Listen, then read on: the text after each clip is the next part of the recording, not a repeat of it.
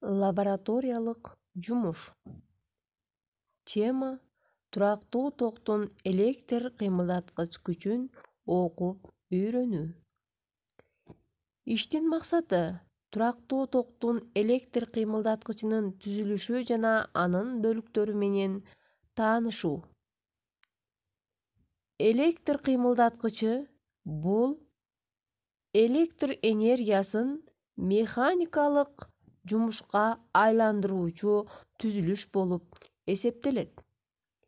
Электр кыймылдаткычынын негизги бөлүктөрү булар статор жана ротор.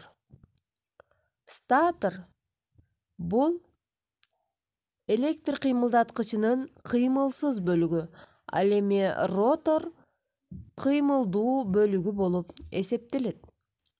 Статор электр кыймылдаткычынын конструкциялоочу же болбосо каптоочу бөлүгү деп дагы аталат.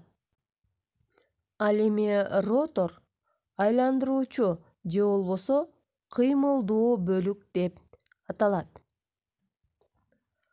Алгачкы электр кыймылдаткычынын 1834-жылы орус окумуштуусу Борис Семенович Якоби иштеп чыккан.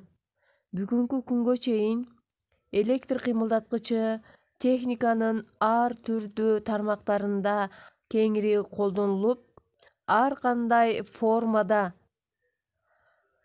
кеңири колдонулуп келе жатат. Төмөнкү лабораторияга көңүл бурсак, электр батареясына туташтырылган электр кыймылдаткычы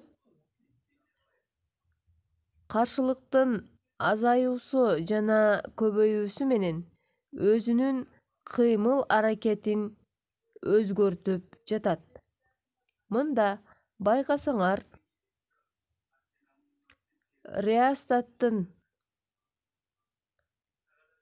өзгөртүлүүсү же болбосо каршылыктын өзгөрүүсү менен электр кыймылдаткычынын иштөөсү дагы өзгөрүп жаткандыгын байкоого болот.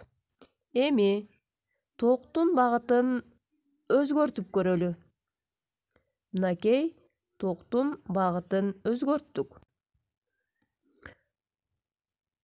Токтун багыты өзгөрүлгөндө эмне өзгөрүлдү? Каршылыктын чоңоюшу же азайышы электр кыймылдаткычына кандай таасир тийгизип жатат? Булардын баарын дептериңерге жазгыла.